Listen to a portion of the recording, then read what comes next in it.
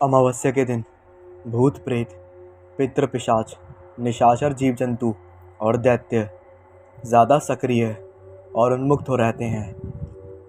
ऐसे दिन की प्रकृति को जानकर विशेष सावधानी रखनी चाहिए। ज्योतिष में चंद्र को मन का देवता माना गया है। अमावस्या के दिन चंद्रमा दिखाई नहीं देता। ऐसे में जो लोग अति भावुक होते हैं या जिनकी बात बात मजाक करने की प्रवृत्ति होती है, उन पर इस बात का सर्वाधिक प्रभाव पड़ता है। इस दिन चंद्रमा नहीं दिखाई देता, तो ऐसे में हमारे शरीर में हलचल अधिक बढ़ जाती है। जो व्यक्ति नकारात्मक सोच वाला होता है, उसे नकारात्मक शक्ति अपने प्रभाव में ले लेती है। ये बात साल 1990 की है। शाम का कोहरा बढ़ चला था। सड़कें सुनसान हो चुकी थीं। वैसे ही गांव में शाम होते ही सन्नाटा पसरने लगता है। बरखेड़ी गांव के बाहर एक छोटा सा बस स्टॉप बना हुआ था, जो उस वक्त पूरा खाली पड़ा था। तभी एक मोटरसाइकिल आकर रुकी। उस पर से एक युवक हाथ में सूटकेस लिए उतरकर उस मोटरसाइकिल वाले को धन्यवाद कर वहाँ स्टॉप पर बरखेड़ी गांव के बाहर एक रेहड़ी पर आकर बैठ गया। उसने अपने हाथ पर बंधी घड़ी पर एक नज़र मारी तो 7 बज चुके थे। वो सूटकेस वहीं रखकर झाड़ियों में लघुशंका को चला गया। इतने में एक बस वहाँ आई। कुछ सवारियों को उतार कर जैसे ही जाने लगी, वो युवक झाड़ियों में से भागता हुआ आया और बस को रुकने का इशारा दिया, पर बस तेज़ी में निकल गई। वो निराश होकर उस बस से उतरी सवारियों से पूछने लगा, बता सकते हैं आप अगली बस कब तक आएगी? मुझे आज़ादपुर जाना है। उसकी बात सुनकर एक व्यक्ति ने बोला, अरे भैया, ये आखिरी बस थी, अब कल सुबह ही आएगी। 8 बजे के बाद कोई बस नहीं आती मादीपुर में। उस व्यक्ति की बात सुनकर वो युवक और भी निराश और परेशान उठता है। अरे भगवान, ये आखिरी बस भी निकल गई। मुझे कल आज़ादपुर में पहुंचकर ड्यूटी ज्वाइन करनी है। मैं एक इंजीनियर हूँ, वैसे ही 3 दिन लेट हो गया ड्यूटी ज्वाइन करने में। पता नहीं अब क्या होगा। शायद कोई बस आती हो, वहाँ बैठकर देख ही लेता हूँ। जो भी आएगी मैं उसी से चला जाऊँगा। शायद आगे से कोई साधन मिल जाए। उसकी बात सुनकर वो व्यक्ति बोला, अब तो कल सुबह ही आएगी, वो भी 9 बजे। इसके पहले अब कोई भी गाड़ी नहीं है। मैं तो इस गांव में सालों से रहता हूँ, मेरी बात मानिए, कोई बस नहीं आएगी अब। ठीक है भैया, यहीं बैठता हूँ। कोई और साधन ट्रक वगैरह निकलेगा तो उसी से चला जाऊँगा। वो युवक वहीं रेडी पर बैठकर इंतज़ार करने लगा। उसके चेहरे पर परेशानी साफ साफ झलक रही थी। वो नीचे सिर करके बैठ गया। तभी उसके कानों में आवाज़ पड़ी, जैसे कोई बस कंडक्टर आवाज़ लगाकर सवारी बुला रहा हो। रामगढ़, जूने, बेलापुर, मादीपुर, आ जाओ जल्दी। उस युवक ने ये सुनते ही अचानक चेहरा उठाकर उस तरफ देखा। एक बस खड़ी थी और कंडक्टर सवारियों को आवाज़ लगा रहा था। उसने इधर उधर देखा और उसके अलावा कोई और सवारी उसे दिखी नहीं। वो दौड़कर उस बस में चढ़ गया। अंदर घुसते ही उस युवक को अजीब से जलने की जैसी बदबू आई। बड़ी अजीब गंध थी।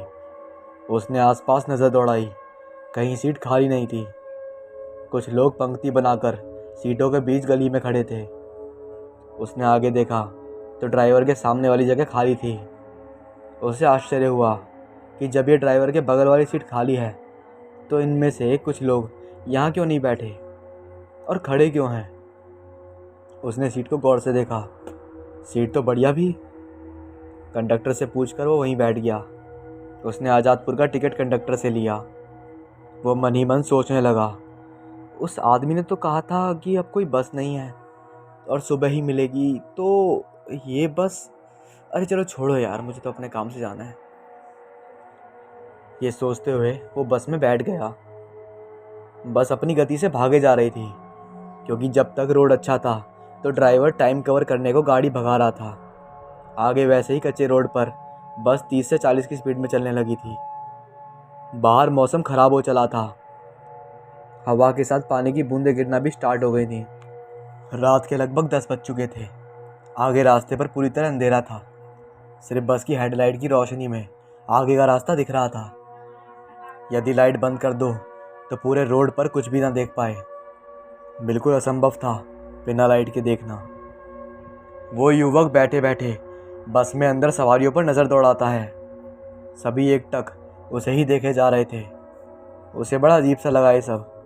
भांति भांति के नाक नक्श वाले लोग आपस में सटे हुए बैठे थे। कोई अजीब सी लंबी नाक वाला, किसी का कपाल इतना बड़ा और उसके नीचे आंखें नाक होठ जैसे आपस में पास पास हटा दिए गए हों। किसी की बड़ी बड़ी आंखें, किसी के बेतरतीब लंबे लंबे बाल। वो युवक उन लोगों की तरफ एक नज़र मारकर वापस सामने वाली खिड़की से बाहर देखने लगा। पूरी सड़क सुनसान थी, लेकिन वो अजीब सी जली हुई गंध अभी भी आ रही थी। उसे लगा बस खचाखच भरी हुई है, हवा आने जाने की जगह नहीं है। शायद इसीलिए ही वो अजीब सा कपड़ा जलने की गंध आ रही होगी। वो वापस सामने सड़क पर देखने लगता है। तभी ड्राइवर टेप में एक गाने की कैसेट लगा देता है। गुमनाम है कोई, बदनाम है कोई। ये पूरा गाना बजता है। बस भरी हुई ज़रूर थी, पर अंदर पूरी तरह खामोशी थी। सभी सवारियां खामोशी से बैठी थीं। उसने गौर किया, बस की सभी खिड़कियां बंद थीं। पूरी बस में एक अजीब सा सन्नाटा पसरा हुआ था। सिर्फ दचकों के कारण खिड़कियों के शीशे के ही बजने की आवाज़ आ रही थी। इस पर ड्राइवर के ऐसा गाना लगा देने पर वो युवक उस ड्राइवर के चेहरे की तरफ गौर से देखने लगा। वो एकदम सीधा सामने की तरफ देख बस चला रहा था। अमूमन ड्राइवर बीच बीच में गर्दन घुमाकर इधर उधर देखते हैं या खिड़की से गुटखा थूकते हैं, पर वो जब से उस बस में आकर बैठा, वो ड्राइवर यूं ही अजीब ढंग से बैठा बस चलाने में मगन था। उसकी नज़र कंडक्टर पर पड़ी। वो भी बड़ी खामोशी से उसे ही देखे जा रहा था। तभी वो गाना ख़त्म हुआ और अब दूसरा बजने लगा। मैं एक पहेली हूँ, बरसों से अकेली हूँ। मुझे पहचानने वालों लाखों हैं, पर जानने वाला कोई नहीं। अब तो नौजवान खींचते हुए ड्राइवर की तरफ देखने लगा। तभी उस युवक के पास एक गंजा आदमी आकर बैठ जाता है, जो तब से ही खड़ा हुआ है जब से वो युवक उस बस में चढ़ा था। उसे अपने पास बैठते देख उस युवक ने धीरे से बोला, इतनी देर खड़े रहने के बाद अकल आई? उस युवक ने बोला तो धीरे से था, पर जैसे उस गंजे आदमी ने सुन लिया हो। वो उस युवक को गौर से देखने लगा, जैसे खा ही जाएगा, पर कुछ बोला नहीं। लगभग 1 घंटा बीत चुका था। बस अपनी गति से आगे बढ़े जा रही थी। आश्चर्य, इतने गांव पड़े, पर ड्राइवर ने अभी तक कहीं भी बस नहीं रोकी थी। इतनी देर हो गई चलते चलते। उसने ड्राइवर से हिम्मत करके पूछा, भैया कहीं बस रुकेगी क्या? पर ड्राइवर ने जवाब देना तो दूर, उसकी तरफ देखा तक नहीं। उस युवक को बड़ा अजीब लगा ये सब। उसने फिर हिम्मत करके पूछा, अरे भैया जी, कोई खाने पीने की होटल या कोई गांव आए तो 5 मिनट के लिए रोक दीजिए ना। बड़ी भूख लगी है, कुछ खा लूँगा। सुबह से निकला हूँ, खाया तक नहीं है। इस बार उस ड्राइवर ने उसकी तरफ देखा और बिना कुछ कहे जम के ब्रेक लगा दिए। ब्रेक लगने से वो आगे की तरफ तेज झटके से गिरते गिरते बचा। वो ड्राइवर से कुछ कह पाता, तभी उसने बाहर सामने देखा। खाने पीने की छोटी मोटी एक होटल थी। ये देख वो युवक मनी मन खुश हो गया। ड्राइवर फ़ौरन उतरकर नीचे चला गया। वो युवक भी नीचे उतरने के लिए अपनी सीट से उठा और दरवाजे की तरफ बढ़ा। दरवाज़ा बंद था। उसने कंडक्टर से दरवाज़ा खोलने को कहा। पहले तो कंडक्टर ने उसकी तरफ बड़ी अजीब नज़रों से देखा, फिर धीरे से वो दरवाज़ा खोल दिया। वो युवक फ़ौरन नीचे उतरकर जाने लगा। तभी वो कंडक्टर उससे बोला, जल्दी आ जाना साहब, ये जगह ठीक नहीं, यहाँ रुकना खतरे से खाली नहीं है, और आज वैसे भी अमावस है। उस युवक ने पूछा, क्यों, ऐसा क्या है यहाँ? कहा ना आज अमावस की रात है साहब, और हर अमावस को पूरी सड़क पर आप जहाँ से बैठे हो उसी बरखेड़ी से लेकर पूरे आज़ादपुर तक इस 200 किलोमीटर के एरिया में एक आत्मा सुनसान सड़क पर भटकती है। वो कईयों की जान ले चुकी है। हमने तो उस आत्मा को कई बार देखा है। उस कंडक्टर की बात सुनकर वो युवक अंदर से भयभीत हो गया। डरकर भागते हुए वो जल्दी से उस होटल में पहुंचा। उस युवक को वो होटल काफ़ी अजीब लग रहा था, और वो होटल वाला भी काफ़ी हैरानी से देख रहा था। जैसे ही वो युवक उस होटल के पास पहुंचा, उस होटल वाले ने उससे पूछा, अरे भैया अचानक कहाँ से प्रकट हो गए और किससे बात कर रहे थे बाबूजी? अरे यार अब तुम दिमाग का दही मत करो, जल्दी से तो समोसे पैक कर दो। होटल वाला आश्चर्य से उसे देखते हुए समोसे बांधने लगा। उस युवक ने पैसे देकर समोसे का पैकेट लेकर वापस बस की तरफ रुख कर लिया। तभी वो होटल वाला फिर बोला, अरे बाबूजी इतनी रात गए सुनसान सड़क पर कहाँ जा रहे हो? आपको पता नहीं यहाँ रात में एक आत्मा अटकती है जो इंसानों को ही कच्चा चबा जाती है। मैं भी दुकान बंद करने जा रहा हूँ। वो युवक पलटकर उसकी तरफ देखता है। सुनसान सड़क पर नहीं साहब, बस में जा रहा हूँ मैं। इतनी बड़ी बस दिखती नहीं क्या तुम्हें? ये कहते हुए वो युवक वापस बस में आकर बैठ गया और समोसे खाने लगा। सुबह से भूखे होने पर उसका ध्यान समोसे खाने में ही लगा था। तभी उसकी नज़र बस के अंदर अन्य वासियों पर पड़ी। वो उसे समोसे खाते देख बड़े गौर से देख रहे थे। उस युवक को ये सब फिर से अजीब लगा। जब से वो बस में चढ़ा था तब से किसी भी सवारी को बोलते नहीं सुना था उसने समोसे खाकर कागज़ खिड़की की तरफ से बाहर फेंक दिया और हाथ पैंट से पहुंचने लगा। तभी उस पास बैठे गंजे व्यक्ति ने उसे घूरते हुए अचानक से उसकी तरफ पानी की बोतल करते हुए बोला, पानी पानी पी लो। उसके इस अजीब तरह से पानी देने के तरीके से वो और अचंभित हो गया। जिंदगी में हर काम ऐसे ही करते हो क्या? अरे थोड़ा मुस्कुरा भी लिया करो। वो युवक उस गंजे आदमी से बोला। वो गंजा आदमी उसकी तरफ देख के नीचे मुंह किए बोला, हंसते तो आप जैसे लोग हैं, हम नहीं। ये सुनते ही वो युवक बड़ी हैरानी से अपनी आंखों की पुतलियों को चौड़ी करते हुए उस गंजे से पूछने लगा, क्या मतलब? हर बात का मतलब नहीं होता। अब तो वो युवक बुरी तरह खींच गया। तभी उसका ध्यान दोबारा उस बस में बैठी सवारी पर गया। वो सभी सवारियां अब उसे ही देखे जा रही थीं। इधर ड्राइवर ने फिर एक कैसेट टेप में फंसा दी, कहीं दीप जले कहीं दिल, ज़रा देख ले आकर परवाने, तेरी कौन सी है मंजिल। ये देख वो युवक धीरे से बड़बड़ाने लगा, अरे यार एक तो ये माहौल ही अजीब है, ऊपर से ये साला ड्राइवर, इसे ऐसे ही गाने मिल रहे हैं क्या बजाने को? मन करता है इसे 2-3 जड़ दूँ। तभी वो ड्राइवर ने जैसे उसकी बात सुन ली थी वो उसे घूर कर देखने लगा। ये देखकर वो युवक चुपचाप सबका आ गया और कुछ देर चुपचाप बैठने में ही अपनी भलाई समझी। बस रात के सुनसान अंधेरे को चीरते हुए आगे बढ़ी चली जा रही थी। उसने अपनी घड़ी देखी तो रात के 11 बज रहे थे। ड्राइवर ने रेडियो ऑन कर दिया। उस पर समाचार आ रहे थे। खबर आधी निकल चुकी थी कि रास्ते पर एक बस का एक्सीडेंट हो गया। बस खाई से नीचे गिरकर बुरी तरह जल गई। अंदर बैठे सभी यात्री बुरी तरह जलकर मर गए। पुलिस ने घटनास्थल पर पहुंचकर दुर्घटना के कारण वहां की जांच शुरू कर दी। खबर सुनते ही उस युवक का दिमाग ठनका। उसे शाम से लेकर अब तक बस की सारी अजीबोगरीब बातें, आखिरी बस के निकलने के बाद भी इस बस का अचानक आना, सवारियों का चुपचाप बैठे रहकर सिर्फ उसे ही देखना, वो अजीब सी जली हुई गंध और उस होटल वाले की हैरानी भरी बातें, जैसे उसे बस दिखी ही ना हो। अब तो वो सर से पांव तक पूरी तरह रोमांचित हो चुका था। काटो तो खून नहीं। तभी उसकी नज़र कंडक्टर पर पड़ी। वो कंडक्टर उसकी तरफ देखकर मुस्कुरा रहा था।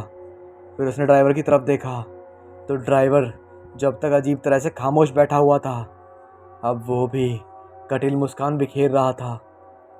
वो युवक तेज़ी से उठा और दरवाजे की तरफ लपका। तभी कंडक्टर बोल पड़ा, अरे अरे साहब, किधर चले, डर गए क्या? उसके हंसते ही बस में बैठे सभी लोग हंस पड़े। वो गंजा व्यक्ति भी हंस रहा था। वो युवक सबके चेहरे हैरानी से देखे जा रहा था। उसे कुछ भी समझ नहीं आ रहा था। तभी ड्राइवर बोला, अरे डरिए मत साहब, हम कोई भूत वूत नहीं है। हम सभी ने मिलकर आपके साथ एक मजाक किया था बस। सभी सवारियां भी हमारी शरारत में शामिल थीं। सब ने बखूबी साथ दिया हमारा। ये रेडियो नहीं बल्कि एक कैसेट में समाचार की रिकॉर्डिंग है। हम आए दिन इस तरह का मजाक करते रहते हैं सवारियों से। वो होटल वाला भी इसमें शामिल था। माफ़ कीजिएगा, आपको थोड़ा परेशान किया। वो युवक ये सब सुनकर हैरानी से कांपते स्वर में सबके चेहरे देखने लगा। भाई ऐसा मजाक ठीक नहीं यार, आपको नहीं पता मेरी क्या हालत हो गई थी। दिल जैसे हलक में अटक कर धड़ धड़ काँप रहा था। पर एक बात अब भी समझ नहीं आई, जब आखिरी बस निकल चुकी थी तो फिर आपकी ये बस कैसे आ गई? अरे साहब डरिए नहीं, वो तो आज हम इस सड़क पर निकल आए क्योंकि भानपुरा सड़क का जो पुल है वो 2 दिन से टूटा हुआ है। उस वजह से वो रास्ता बंद है, वरना ये बस धीरे उस भानपुरा से वो पुल पार करके सीधा आज़ादपुर जाती है। आप कौन है साहब, क्या करते हैं? कंडक्टर ने सवाल किया। मेरा नाम राज है, मैं एक इंजीनियर हूँ। मेरा तबादला आज़ादपुर में हुआ है, वहीं ड्यूटी ज्वाइन करने जा रहा था। ओह अच्छा, माफ़ करना साहब, हमने मजाक किया। अरे ड्राइवर साहब, ज़रा असली रेडियो तो चालू कर दो, आज मैच था, देखते कौन जीता। ड्राइवर ने रेडियो ऑन करा। उसमें समाचार आ रहे थे। प्रधानमंत्री नरसिम्हा राव आज अपने 2 दिवसीय दौरे पर अमेरिका चले गए। माना जा रहा है कि इस दौरे से दोनों देशों के अंदर संबंधित मजबूत होंगे। अब प्रादेशिक समाचार सुनिए। समाचार ये है कि पुलिस को जो शव भानपुरा पुल के पास 2 दिन पहले जंगल में मिला था, उनकी शिनाख्त हो चुकी है। वो सरकारी इंजीनियर राज सिंह का है, जो अपनी ड्यूटी ज्वाइन करने आज़ादपुर जा रहे थे। मृतक राज सिंह कोटला के ही रहने वाले थे। बस में बैठे बैठे जिसने खबर सुनी, सभी की ऊपर की सांस ऊपर और नीचे की नीचे अटक गई। ड्राइवर के पैर ब्रेक पर याकायाक पड़ गए। बस झटके से रुक गई। वो गंजा आदमी, कंडक्टर, सभी सवारियां अब उसे आँख फाड़ फाड़ के निहार रहे थे।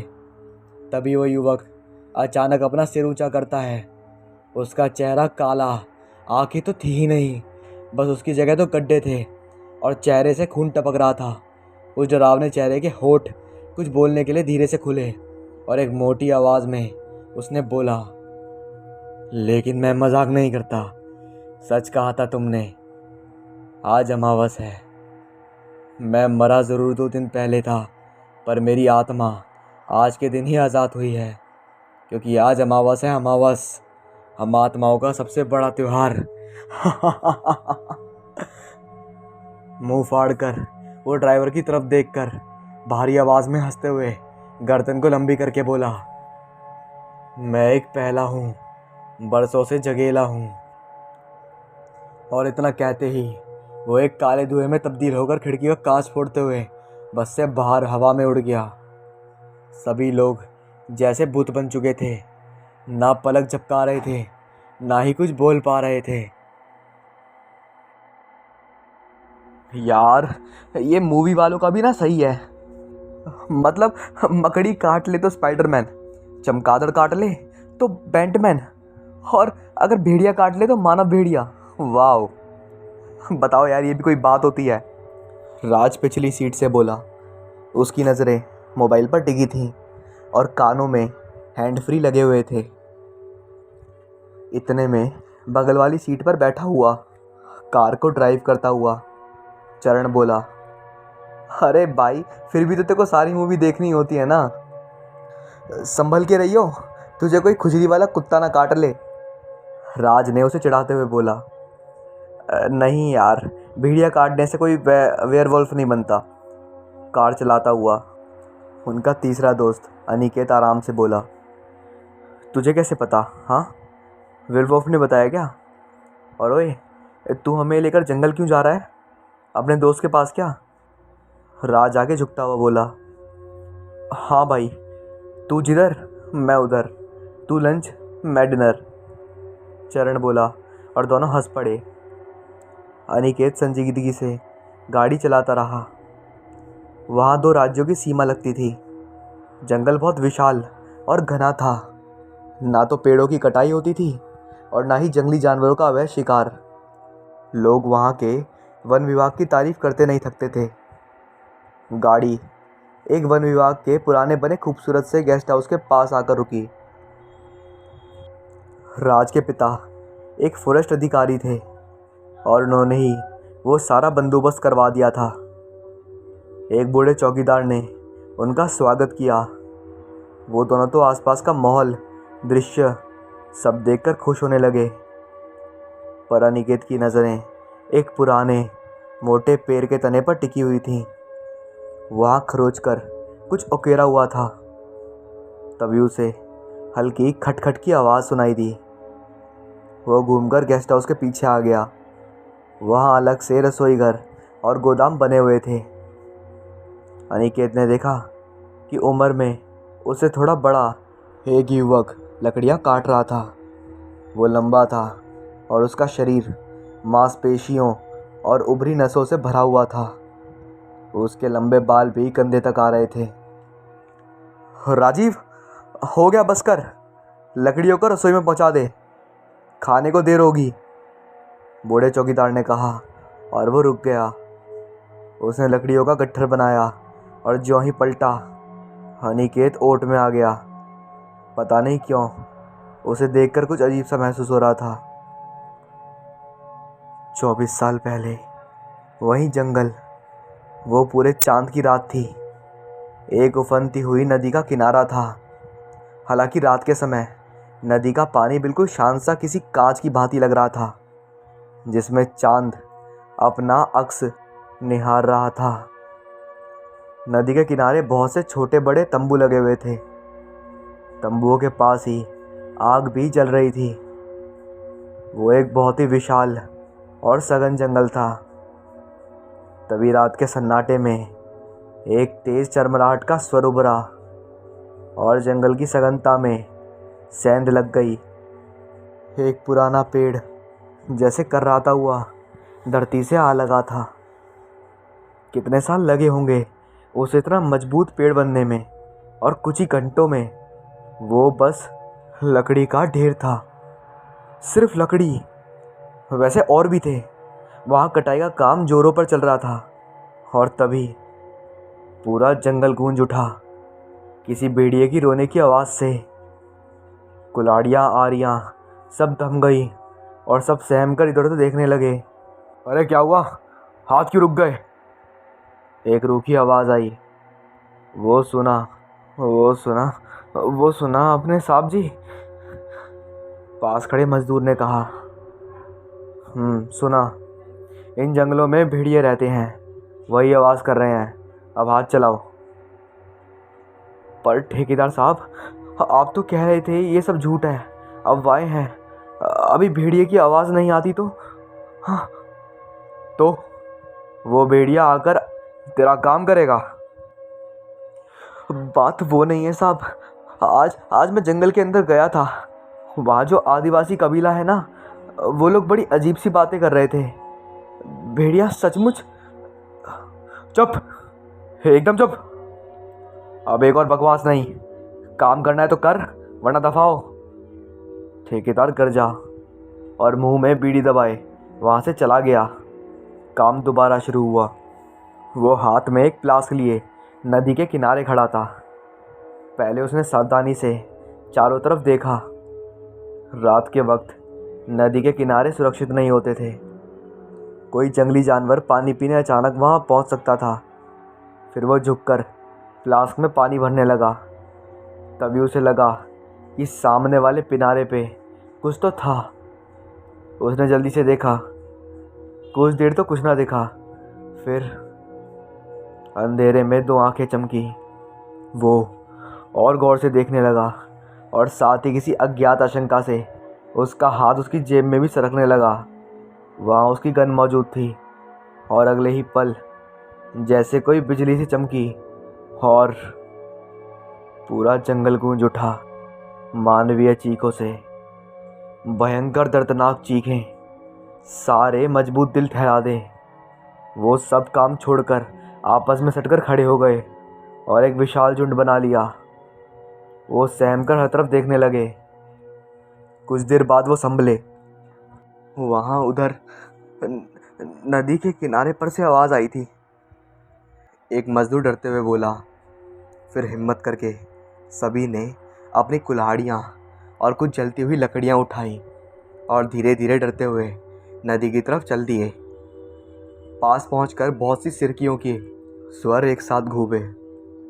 बह की एक लहर के साथ सबने देखा कि बिल्कुल किनारे पर खून भर धब्बों के साथ कोहनी से कटा हुआ एक इंसानी हाथ पड़ा हुआ था। उस हाथ ने गन भी थाम रखी थी।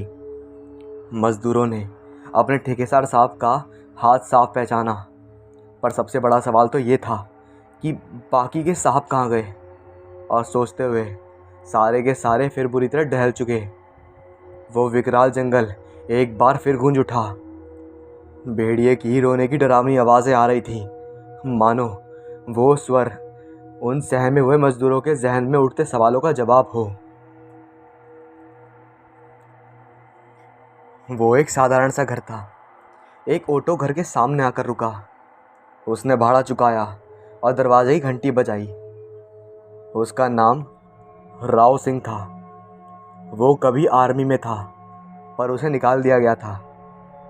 पहले वो सबको सफाई भी दिया करता था कि वो गलत नहीं था, पर अब लोगों की नज़रें पहचान कर उसने खुद को सबसे अलग थलग कर लिया था। तुमसे कोई मिलने आया है?"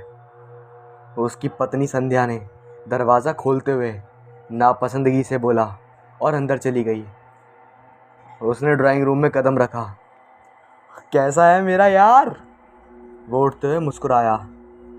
उसका नाम राघव था। वो और राव एक स्कूल के दोस्त थे। "आ गई यार की याद?"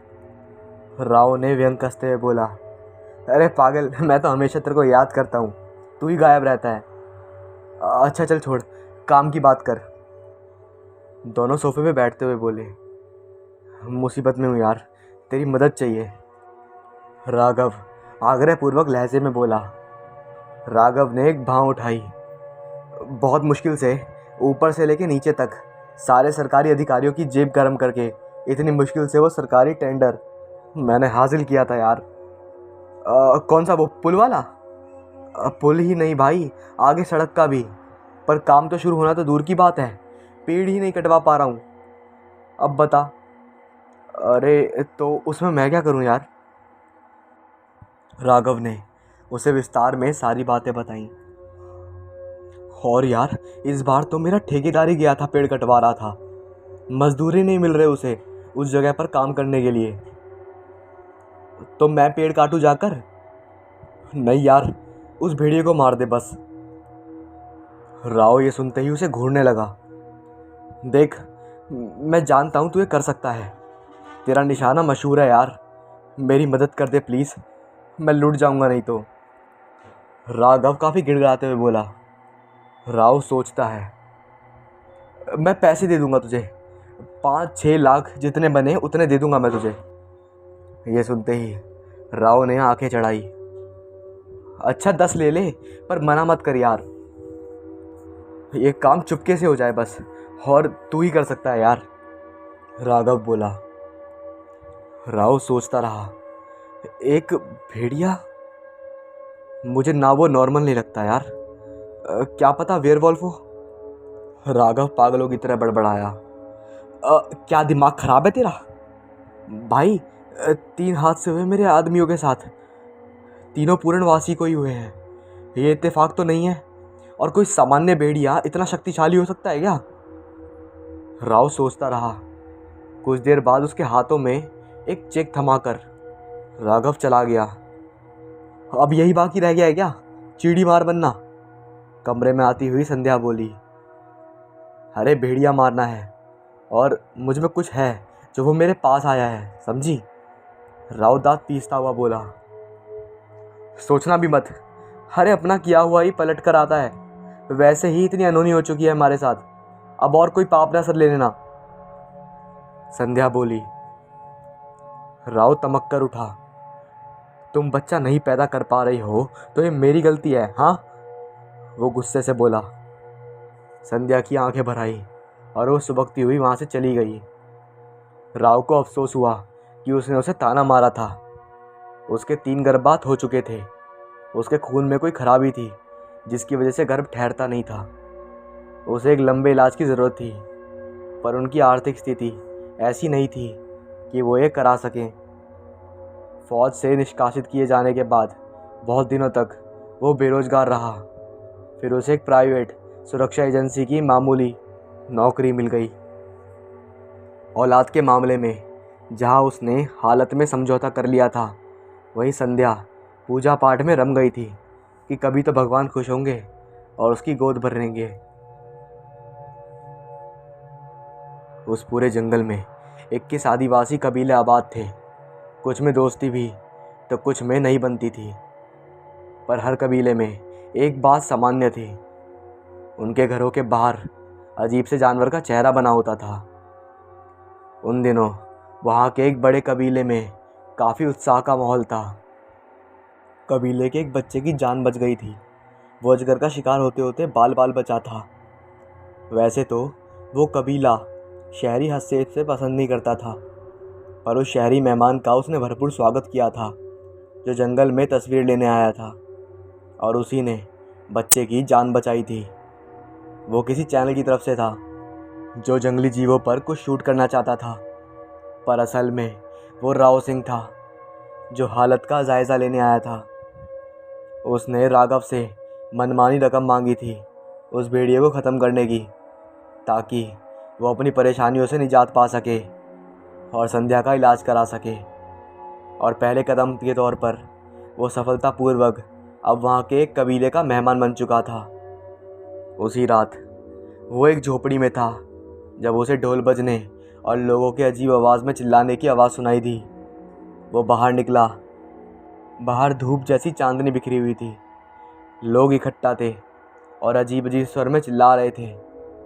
सामने आग जल रही थी और अजीब सी पत्थर की मूर्ति रखी हुई थी। साथ ही कुछ अजीब से पत्थर और हड्डियां भी थीं। वहीं एक बकरी बंधी हुई थी जो आगे पीछे हो रही थी और चिल्ला रही थी। उसका चेहरा लाल रंग से भरा हुआ था और उसके गले में जंगली फूलों की एक माला भी थी। उन आदिवासियों के साथ एक ही स्वर में चिल्लाने से एक अजीब सा डरावना माहौल तैयार हो चुका था। जाने क्या कर रहे थे वो सारे। और कुछ देर बाद राव ने देखा कि जहाँ मैदान ख़त्म होते थे और जंगल शुरू होते थे, वहाँ कुछ हलचल सी हुई थी। फिर उसने कुछ चमकता हुआ देखा। जुगनू? नहीं, जुगनू ऐसे नहीं होते। फिर वो बाहर आने लगा। एक एक करके वो भेड़िए थे। पेड़ों के झुरमुट में उन्हीं की आंखें चमक रही थीं। वो कुछ दूरी पर रुक गए और झूमते शोर मचाते कबीले वालों को देखने लगे। झुंड के कुछ सदस्य उठे और एक बड़ी हांडी ले आए। उसमें मांस के टुकड़े थे। वो उन भेड़ियों की तरफ उछालने लगे और वो भेड़िए उन्हें लपकने और खाने लगे। झुंड और भी झूमने लगा और तभी कुछ चमत्कार हुआ। उन्हीं भेड़ियों के बीच किसी प्रेत की तरह प्रकट हुआ था। उस चांदनी रात में वो चांद की ही भांति उजला सा था, एकदम चमकदार। वो एक बिल्कुल सफ़ेद भेड़िया था। राव चमत्कृत देखता रहा। वो आकार में भी बाकी भेड़ियों से अपेक्षाकृत काफ़ी बड़ा था। बड़ा ही अलौकिक लग रहा था वो, जैसे महज एक जानवर ना हो। वो बकरी की तरफ बढ़ने लगा। ओह, तो ये उसके लिए थी। और एक झटके से उसने झपट्टा मारा और बकरी की गर्दन उसके जबड़े में थी। आदिवासी खुशी से झूम उठे, जैसे वो जो कर रहे थे वो सफल हुआ था। फिर वो सफ़ेद भेड़िया लौटने लगा। उसके पीछे बाकी भेड़िए भी। शायद वो उनका मुखिया था। राव ठगा सा देखता रह गया। ऐसा लग रहा था वो कुछ मिनट का वाक़या मानो किसी और ही दुनिया का हो। क्या वो वेयरवुल्फ नहीं था? राव बोला। राव ने खोजते हुए उसे देखा। वो भले परेशान था कि उस जंगल में उसका काम नहीं हो पा रहा था, पर वो उदास भी था कि उसकी फंतासी धरी की धरी रह गई थी। अरे, मेरा मतलब वो सामान्य भेड़िया था। नहीं, वो सामान्य नहीं था। कुछ तो अजीब था उसमें। बड़े, लंबे और बिल्कुल सफ़ेद और बहुत ही शक्तिशाली लगा वो। उसका आगे बढ़ना, झपट्टा मारना किसी शेर की तरह था। राव सोचता हुआ बोला, यार वो सामने था, तूने मारा क्यों नहीं उसे? फिर राघव किलपता हुआ बोला, मरना था मुझे। वो भेड़िया उनकी रक्षा करता है, दूसरे जंगली जानवरों से भी और शहरी जानवरों से भी। वो राघव को घूरता हुआ बोला, जो ये सुनकर सिटपटा गया। एक तरह से दोनों एक दूसरे की रक्षा करते हैं। वहाँ उस समय उस पर गन भी ताना तो वो आदिवासी मुझे नहीं छोड़ते। तो वही मारता है लोगों को, वो भेड़िया? निसंदेह तेरा वहाँ पुल बनना, पेड़ काटना उन जंगलियों को बिल्कुल पसंद नहीं था और वो भेड़िया अपना काम कर गया। इसके पहले कुछ जंगली जानवरों के तुस्कर घुसे थे, उन्हें भी मारा था उसने। और जिस नदी पर तू पुल बना रहा था ना, उसी से कुछ लोग रेत चुराने आए थे। उनकी कटी फटी लाशें भी वहीं रेत पर मिली थीं। और वैसे मेरी भी समझ में नहीं आया, वैसे बीहड़ में पुल और सड़क की क्या ज़रूरत? तू आम खाना, गुठलियाँ ना गिन। राघव तुनकते हुए बोला, ठीक है, अगली पूर्णिमा तक इंतज़ार कर। जंगल में तो उस भेड़िए को ढूंढकर मारना ही असंभव है, पर उस अनुष्ठान के समय वो वहीं होता है, उस जलती हुई आँख के पास। उसे लॉकेट करना आसान होगा। मैं कहीं दूर से उसे शूट करूँगा और फिर तुरंत ही वहाँ से निकल भी जाऊँगा। मुझे चाहिए होगी एक लॉन्ग रेंज गन, साइलेंसर और दूरबीन। और इंतज़ार रखना वहाँ से तुरंत निकल भागने का। उन आदिवासियों को पता चला तो वो छोड़ेंगे नहीं। जवाब में सर हिलाता हुआ राघव उठा और वहाँ से चला गया। मत करो, वो कबीला उस भेड़िए को पूजता है, कुछ तो बात होगी ना? संध्या बोली, जो उनकी सारी बातें सुन रही थी। बस एक बार, आखिरी बार मुझे करने दो। हमारे पास पैसे होंगे और हम एक नई जिंदगी शुरू कर पाएंगे। राव इस बार अपेक्षाकृत नरमी से बोला। संध्या उसे चिंता से देखती रही। आसमान में पूरा चांद निकला हुआ था, वही ढोल नगाड़े की रहस्यमयी आवाज़ें। पूरा जंगल अंधकार में डूबा हुआ था, मगर दूर वो रोशनी सी चमक रही थी, आग जल रही थी। और आदिवासियों ने उसे सफ़ेद भेड़िए के लिए बलि तैयार रखी थी। वो अब उस बकरी के बिल्कुल पास खड़ा था, उस पर झपट्टा मारने का तैयार था। और तभी वो सफ़ेद भेड़िया वहीं गिर गया। ढोल नगाड़े रुक गए, किसी को समझ में नहीं आया। फिर ढोल नगाड़ों की दहशत भरी चीखों लेने लगी। वो ज़ोर ज़ोर से चिल्लाने लगे, विलाप करने लगे। वो सफ़ेद भेड़िया धरती पर गिरा हुआ था और उसके सर से खून बह रहा था। एक पल में उसे घात लगाकर चुपके से मारा गया था। उस जैसे प्राणी का सामने शिकार तो असंभव था। वहाँ से बहुत दूर ऊंचाई पर एक मकान पर बैठे हुए राव की उंगली गन पर जमी की जमी रह गई थी। जिस पल से उसने गोली चलाई थी, उसी पल से यह एहसास पर हावी हो गया था कि उससे महापाप हो चुका था। उसे ये नहीं करना चाहिए था। ना जाने वो दिव्य अलौकिक भेड़िया कौन था जिसे उसने मार डाला था। कुछ पैसों के लालच के हवाले उसने वहाँ रहती ना जाने कितनी जनजातियों की सुरक्षा आवरण को नोच कर फेंक दिया था। ये क्या अनर्थ कर गया था। वो वहाँ से भागने की तैयारी से था, पर मानो उसी मजान पर जड़ गया था वो। खैर, ज़रूरत भी नहीं पड़ी, उसके पीछे कोई नहीं आया। सुबह हो चुकी थी। राव खुद ही उस कबीले में पहुंचा जहां वो एक बार पहले भी मेहमान की तरह आ चुका था। और वहां का दृश्य देखकर उसका कलेजा मुंह को आने लगा। कबीले के कुछ लोग तो दिल के ना धड़कने से अपने प्राण भी त्याग चुके थे और बाकियों का भी दुख से बुरा हाल था। राव ने सोचा तक नहीं था कि एक जानवर उन सब के लिए इतना मायने रखता होगा।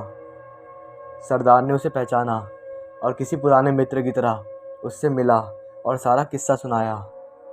वो रहस्यमयी सफ़ेद भेड़िया शावक ही था जब उसे लेकर एक परदेसी उस जंगल में आया था।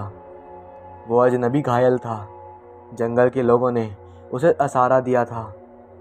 कुछ ही दिनों में उस सफ़ेद भेड़िए के बच्चों को उनके हवाले कर उस अजनबी ने प्राण त्याग दिए थे।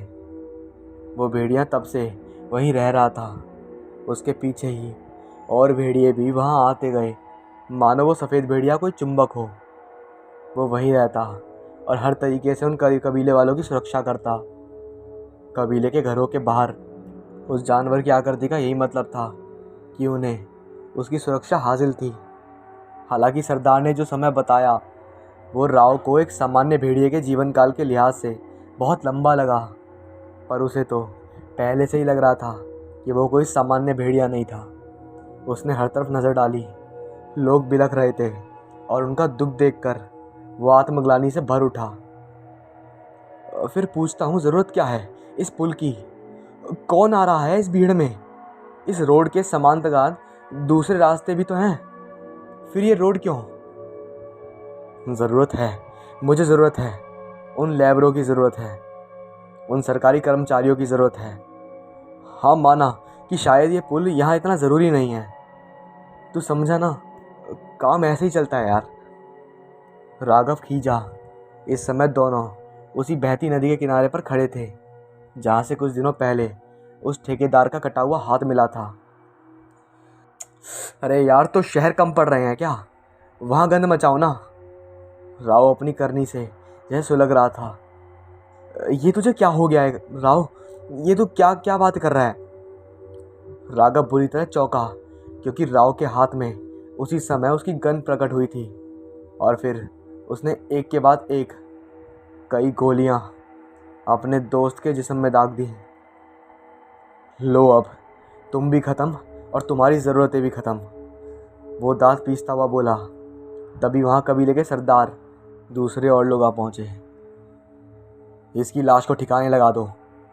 इतना तो मैं आपसे वादा कर सकता हूँ कि कम से कम सरकार के इस प्रोजेक्ट को कोई कॉन्ट्रैक्टर कभी नहीं मिलेगा। वो भींचे जबड़े से राघव की लाश को देखता हुआ बोला। कबीले के लोगों ने उसका शुक्रिया अदा किया और उसका मन फिर पछतावे में डूब गया। उसका दिल हो रहा था कि वो अभी सबको सच बता दे और अपने किए को भुगतने पर संध्या के बारे में सोचकर वो खुद को जब्त कर लेता था। वो वापस लौटा। संध्या, मुझे माफ़ कर दो यार, मैं बहक गया था। आपसे कोई गलत काम नहीं करूँगा। मैं मेहनत करूँगा और मेहनत करूँगा और देखना सब ठीक हो जाएगा। वो अपनी पत्नी से बोला। हाँ राव, इस बार सब ठीक होगा, वो मुस्कुराते हुए बोली। राव ने चौंक कर उसे देखा तो उसने नज़रें झुका ली। उन दोनों की हैरानी का ठिकाना नहीं रहा जब 9 महीने बिना किसी परेशानी के बीत गए और वो डिलीवरी वाला दिन भी आ गया। राव बेचैनी से अस्पताल के गलियारों में चहलकदमी किए जा रहा था। तभी डॉक्टर ने राव को अंदर बुलाया। देखिए, ऐसा होता है कई बार, बच्चे कुछ अजीब से लक्षणों के साथ पैदा होते हैं, पर जैसे जैसे वो बड़े होते हैं वो नॉर्मल होते जाते हैं। आपका बेबी भी हेल्दी है, हमें उम्मीद है वो एक सामान्य ज़िंदगी जी पाएगा, डॉक्टर ने कहा। पहले तो राव को कुछ भी समझ नहीं आया, पर जब उसने पहली बार अपने नवजात बच्चे को देखा तो उसकी रूह कांप गई। उसके पूरे शरीर पर बड़े बड़े बाल थे, वो भी सफ़ेद।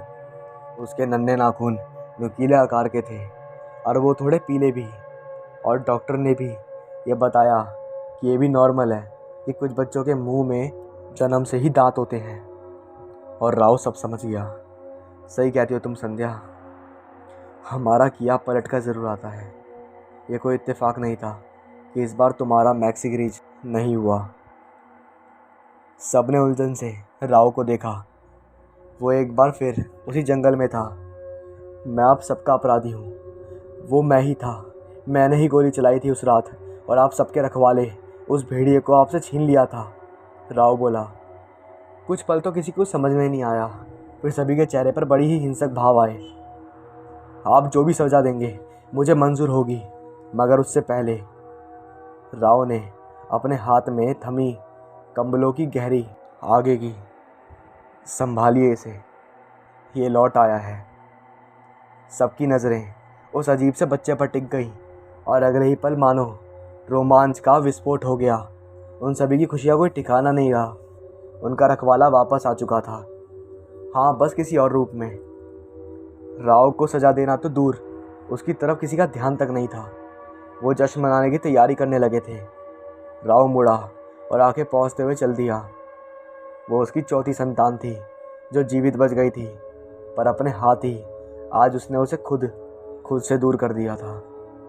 वो जानता था कि उस पर किसी और का हक उससे पहले थे।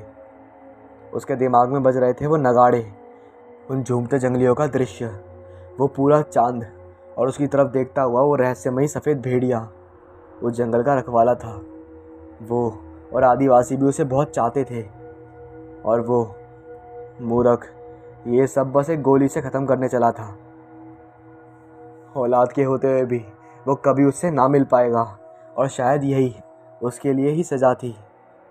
बस उसका नामकरण कर पाने की तसल्ली थी उसे। अब रिसेंटली लोगों के हंसने, बोलने और फुटफाट से चिल्लाने से अनिकेत की नींद खुल गई। रात का समय था। वो उठा और धीरे से पीछे रसोई की तरफ निकला। वहाँ एक जीप खड़ी थी जिस पर कुछ लोग सवार थे। एक दरवाज़ा खटखट रहा था। अरे कहाँ गया है बूढ़ा, भूख लग रही है, एक दाढ़ी और रंग वाला लड़का चिल्लाया। अनिकेत ने देखा कि उनकी जीप से 2 मरे हुए हिरण के बच्चे लटक रहे थे। कुछ देर में बूढ़ा चौकीदार आ गया। वो सारे आंख जलाकर गोल घेरे में बैठकर बतियाने लगे कि ताजा मरे हिरण का गोश्त कितना स्वादिष्ट होता है। वो गेस्ट हाउस और रसोई घर के बीच वाली खुली जगह पर बैठे थे, और तभी आसमान में चांद के ऊपर से एक बादल का टुकड़ा फिसला और रोशनी हो गई, और साथ ही वातावरण में गूंजा किसी भेड़िए का स्वर। वो बेहद डरावना और रोंगटे खड़े कर देने वाला था। साथ ही जंगल से बहुत से सियारों के रोने की आवाज़ें आने लगी। यार आता हूँ, बोलकर उनमें से एक उठा। लगता है ज़्यादा ही डर गया भाई तू। बाकी उसका मजाक उड़ाने लगे। वो पास ही एक पेड़ से लगाकर हल्का होने लगा, और तभी बाकी बतिया ही रहे थे जब सामने जलती आग में एक गर्दन से उड़ता हुआ सर आकर गिरा। सभी दहल उठे और चीखते हुए खड़े हो गए। वो उनके उसी दोस्त का सर था जो हल्का होने गया था। फिर कोई संभल भी पाता उससे पहले ही उभरी एक भयानक गुर्राहट, शेर की गुर्राहट से भी भयानक और गहरी, और एक झटके से वो सामने आ गया। कम से कम 8 फीट ऊंचा, घने सफ़ेद बालों से भरा हुआ शरीर, काली थूथन और पूरी तरह से पूरी खूंखार आंखें, लंबे नुकीले कान और भयानक पंजे। वो बाकियों को देखकर बुरी तरह गरज उठा। सबके चेहरे सफ़ेद पड़ चुके थे। सुना तो था कि इन जंगलों में कभी भेड़िए रहा करते थे, पर ये तो। वो उन सब पर टूट पड़ा। उनका जबड़ा आराम से एक बार में ही किसी भी अंग को शरीर से अलग कर देता था। उसके भयानक लंबे नाखून लिए पंजे, एक को तो उसने सर से लेकर नीचे तक एक बार में ही खड़ा हीरा चीर दिया। आखिरी बचा हुआ मिमी आते हुए रसोई घर का दरवाज़ा भड़बड़ाए जा रहा था। वो भेड़िया मानव उसे पास झपटा, उसका पंजा घूमा, और वो आखिरी बाकरियों के साथ ही जलती आग के पास आकर गिरा। हालांकि उसका कमरे से नीचे का हिस्सा अब भी रसोई घर के दरवाजे के सामने ही था। अभिषेक को पता ही नहीं चला कि वो सब देखते हुए वो कब बाहर निकल आया था। उसके दोस्तों की आवाज़ से उसकी तंद्रा टूटी। अभिषेक नहीं, भाग वहाँ से, आजा अंदर आजा, वो गेस्ट हाउस के अंदर से ही चिल्ला रहे थे। अनिकेत जैसे होश में आया, उसने सामने देखा तो वो खूंखार दरिंदा अपने पंजों और दांतों से खून टपकता उसे ही देखकर घुर्रा रहा था। वो उसकी तरफ बढ़ने लगा और अनिकेत खड़ा रहा। ऐसा नहीं कि वो डर नहीं रहा था, पर डर के साथ कुछ और भी था जो उस वक्त वो महसूस कर रहा था। वो खड़ा रहा और उस जानवर की आंखों में देखता रहा। वो वेयरवुल्फ पास आया और सबकी हैरानी का ठिकाना रहा जब उसकी गुर्राटें थम गईं। गेस्ट हाउस के जालीदार बरामदे से उसके दोस्त राज और चरण अब भी सब कुछ दहशत से देख रहे थे। रसोई घर की खिड़की से ज़रा सी झीरी बना बनूकर बूढ़ा चौकीदार भी झांक रहा था। वो हैवान बिल्कुल अनिकेत के सामने खड़ा था, शांत। वो झुका और सबकी चीखें निकल गईं, पर सिवाय अनिकेत को अभी लंबी थूथन से उसने सूंघने के लिए उसने कुछ भी ना करा। उसके बाद एक बार फिर अपनी मुंह आकाश की तरफ करके वो ज़ोरों से आवाज़ करने लगा। फिर एक झटके से उसे छलांग लगाई और जंगल की गहराइयों में कहीं गुम हो गया। उसके दोस्त मुंह फाड़े सब देखे जा रहे थे। उन्हें दो सदमे लगे थे। पहला, तो ये वेयरवुल्फ होते हैं, सच में होते हैं। और दूसरा कि वो कभी भी अपने शिकार को सूंघ कर नहीं छोड़ते। अगली सुबह राज और चरण अब वहाँ बिल्कुल भी रुकना नहीं चाहते थे। वो जल्दी में थे। अनिकेत गेस्ट हाउस के कैंपस में उसी पेड़ के पास खड़ा था जिसके तने पर कुछ उकेरा गया था। वो एक जानकर की आकृति थी, वही जो सालों पहले उन कबीलों के घरों की दीवारों पर दिखाई देते थे।